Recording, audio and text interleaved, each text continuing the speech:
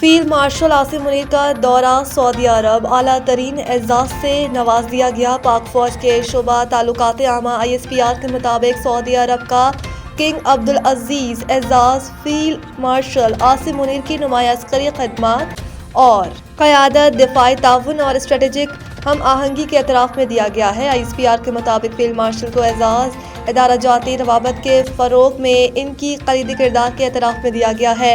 اعزاز علاقائی امن و استحکام کے لیے خدمات، انسداد دہشت گردی اور سلامتی کے شعبے میں تعاون کی عکاسی بھی کرتا ہے۔ شعبہ تعلقات عامہ کا کہنا ہے کہ سعودی قیادت نے فیلڈ مارشل عاصم منیر کی پیشہ ورانہ صلاحیتوں اور اسٹریٹجک ویژن کو سراہا۔ سعودی قیادت نے دونوں ممالک کے درینہ برادرانہ تعلقات مزید مضبوط بنانے کے لیے ان کے عزم کی تعریف کی۔ فیلڈ مارشل عاصم منیر نے اعزاز دیے جانے پر خادم حرمین شریفین اور سعودی قیادت کا شکریہ ادا کیا اور اسے دونوں ممالک کے درمیان مضبوط اور پائیدار تعلقات کی علامت قرار دیا۔ ISPR کے مطابق فیلڈ مارشل عاصم منیر نے مملکت سعودی عرب کی سلامتی، استحکام اور خوشحالی کے لیے پاکستان کے غیر متزلزل عزم کا اعادہ کیا۔ پاک فوج کے شعبہ تعلقات عامہ کا کہنا ہے کہ اعزاز دونوں ممالک کے گہرے تعلقات اور دونوں ممالک کے مشترکہ عزم کی واضح عکاسی کرتا ہے۔ عدالتی سپریمیسی ختم کر دی گئی، بس چلتا تو آئین بھی معطل کر دیتے۔ Chief justice Lahore high court کے سخت ریمارکس۔ لاہور ہائی کورٹ میں پنجاب پراپرٹی آنرشپ آرڈیننس کے خلاف دائر درخواستوں پر سماعت ہوئی۔ Chief justice Lahore high court justice Aliya Neelam نے عابدہ پروین سمیت دیگر کی درخواستوں پر سماعت کی۔ عدالت نے پنجاب پراپرٹی آنرشپ آرڈیننس پر عمل درآمد روک دیا۔ عدالت نے تمام درخواستوں پر اعتراضات دور کر کے فل بینچ بنانے کی سفارش کر دی۔ عدالت نے پراپرٹی آنرشپ آرڈیننس کے تحت دیے گئے قبضوں کو واپس کر دیا۔ عدالتی حکم پر چیف سیکرٹری پنجاب عدالت کے روبرو پیش ہوئے۔ چیف جسٹس عالیہ نیلم نے ریمارکس دیے کہ حکومت کو بتائیں کہ یہ قانون رہ گیا تو جاتی عمرہ بھی آدھے گھنٹے میں نکل جائے گا۔ عدالت نے سرکاری وکیل سے استفسار کیا کہ آپ بتائیں ایڈوکیٹ جنرل آئے کیوں نہیں ہیں۔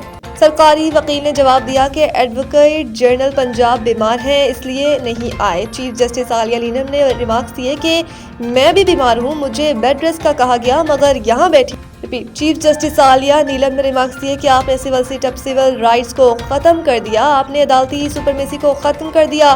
آپ کا بس چلتا تو آئین کو بھی معطل کر دیتے۔ اگر DC آپ کے گھر کا قبضہ کسی اور کو دے دے تو آپ کے پاس اپیل کا کوئی حق نہیں ہوگا۔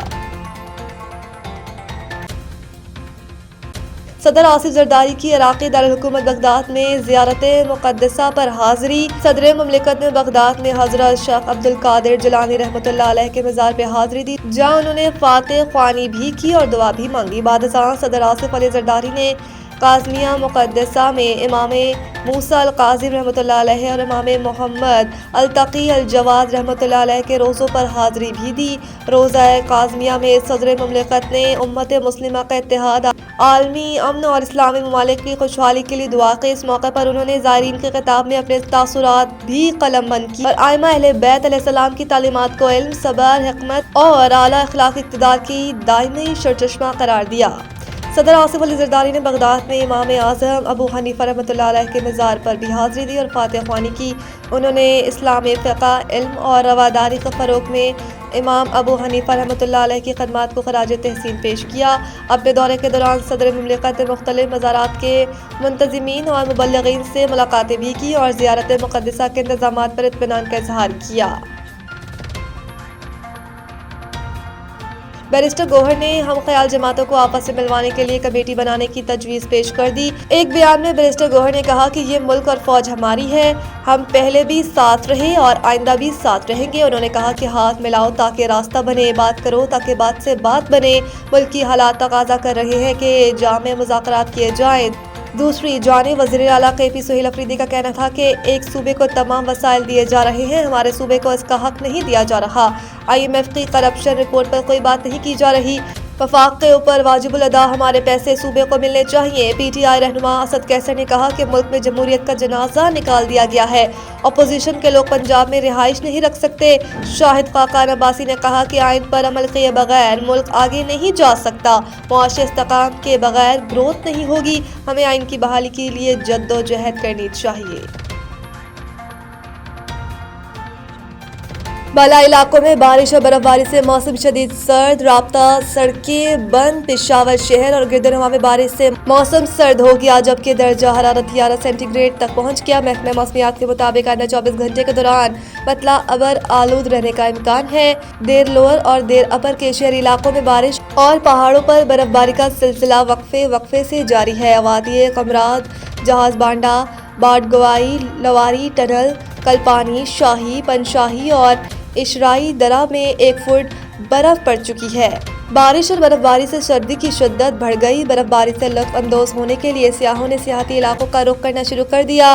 ایبٹ آباد شہر اور گردنواں میں ہلکی بارش سے موسم شدید سرد ہو گیا جبکہ نتھیا گلی، ایوبیہ اور ڈونگا گلی میں دوسرے روز بھی موسلادھار بارش جاری ہے۔ نتھیا گلی، گلیات اور ٹھنیانی میں بھی بارش جبکہ بلائی پہاڑوں پر ہلکی برف باری ہوئی۔ ڈی جی گلیات کا کہنا تھا کہ موسم بتانے والوں کے مطابق آج سے گلیات، نتھیا گلی اور ٹھنیانی میں برف باری کا نیا سپیل متوقع ہے جبکہ شہری علاقوں میں تیز بارش کے امکانات ہیں۔ ڈی جی گلیات نے ہدایت کی ہے کہ پہاڑی علاقوں میں غیر ضروری سفر سے گریز کیا جائے۔ محسن نقوی کا بڑا اعلان، پاکستانی کرکٹ کے نوجوان ہیروز کو فی کس 50 لاکھ روپے انعام۔